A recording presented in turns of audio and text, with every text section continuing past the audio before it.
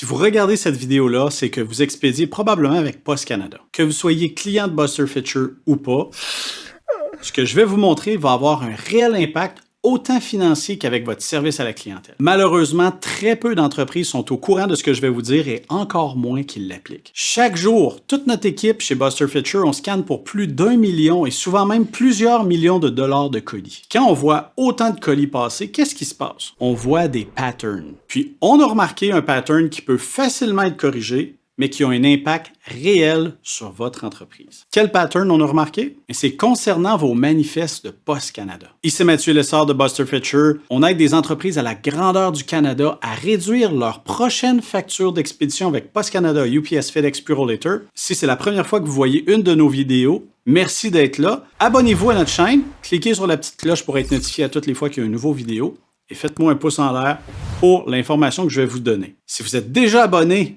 ou encore mieux, si vous êtes déjà client de Buster Fisher, merci beaucoup, ça me fait chaud au cœur. Là, vous vous dites peut-être, c'est quoi ça un manifeste, puis qu'est-ce que ça change? Un manifeste, c'est un document qui regroupe tous les colis que vous expédiez pour la journée.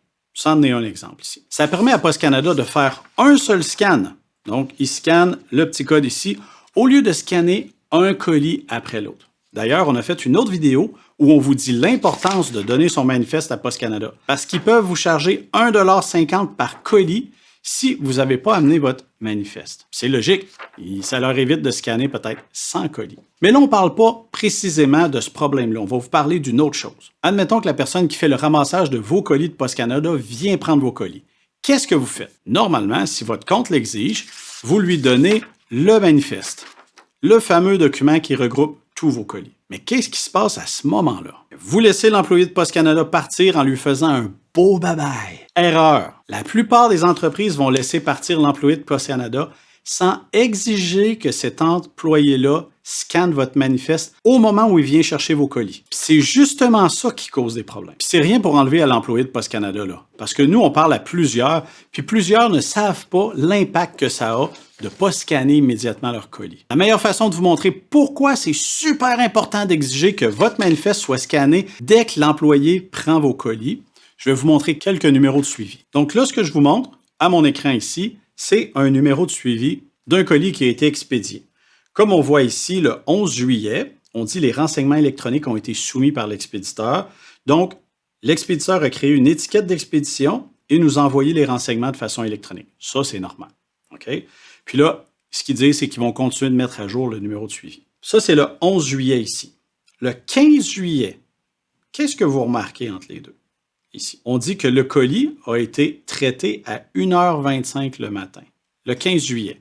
Ce qu'on voit, c'est que vous soumettez l'information et 4 jours plus tard, il est au centre de tri. Si on regarde un peu ensemble un calendrier, le 11 juillet 2022 est un lundi. Donc, vous avez soumis, dans l'exemple ici, le numéro de suivi le 11 à Post Canada et le 15, le colis a été amené à un centre de tri. Normalement, là, entre ces deux étapes-là, il est supposé d'avoir une indication qui dit que le colis a été pris par Post Canada. Vous allez peut-être vous dire que ça ne change absolument rien, cette petite indication-là, mais vous êtes dans l'erreur. Qu'est-ce que votre client, lui, va voir quand il va recevoir le email de Post Canada ou son numéro de suivi? Il va voir que le colis a été expédié le 11 juillet, mais ça n'a pas été fait encore. Puis là, votre service à la clientèle, lui, va écoper. Mais il y a un autre impact financier à ça. On va regarder une des clauses de votre entente avec Post Canada. C'est la clause 8.3.21.10. Regardez comment c'est intéressant. Le paragraphe ici dit « La période de prestation du service visée par la garantie débute au moment où l'article est ramassé ou accepté par Post Canada et se termine au moment de la première tentative de livraison. » Qu'est-ce qui se passe si votre colis n'est même pas scanné au moment où Post Canada ramasse le colis? Vous ajoutez des délais supplémentaires. Votre colis peut même être introuvable. On s'entend dans l'exemple ici, là, il y a 4 jours où personne ne sait où il y a les colis. Mais regardez aussi le délai entre les renseignements électroniques de soumis et le moment où il a été traité. 4 jours. Oui, c'est certain qu'il y a des clients, des marchands qui vont générer l'étiquette puis ils vont envoyer le colis beaucoup plus tard. Mais dans tous ceux qu'on a examinés, c'est excessivement rare ceux qui font ça. Un autre point, c'est que si on réclame pour un colis qui est livré en retard ou votre client a plein de délais, vous ne pouvez rien faire sauf attendre que Post Canada scanne le colis. Pourtant, il l'a déjà entre les mains, là. mais vous n'avez aucune preuve. En résumé, vous devez absolument faire scanner vos manifestes. Absolument, parce que vous nuisez à votre entreprise. Tantôt dans le guide du client, là, ce que ça dit, c'est que Post Canada, sa garantie commence au moment où il accepte ou il prend le colis. Mais si vous ne faites pas scanner votre manifeste, c'est comme s'il le prenait juste au centre de tri. Dans l'exemple, c'est 4 jours plus tard. Ce qui veut dire que le colis a pu être livré 6 jours après le moment que vous l'ayez donné.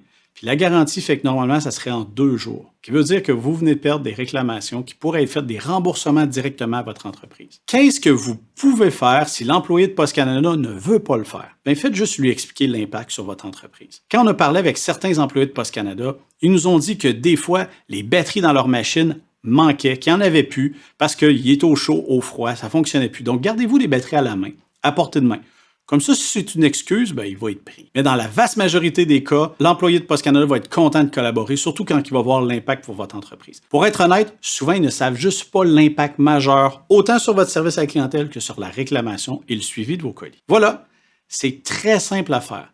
Ce ne sera pas long pour lui, mais vous allez vous sauver beaucoup de troubles. En attendant, si vous ne faites pas affaire avec Buster Fetcher, si vous n'êtes pas client, vous perdez de l'argent. Vos factures, vous payez beaucoup trop cher pour vos frais d'expédition. Contactez-nous à 1-844-311-3088 ou abonnez-vous à busterfetcher.com et on va vous aider à réduire vos prochaines factures d'expédition, que ce soit avec Post Canada, UPS, FedEx ou Purolator.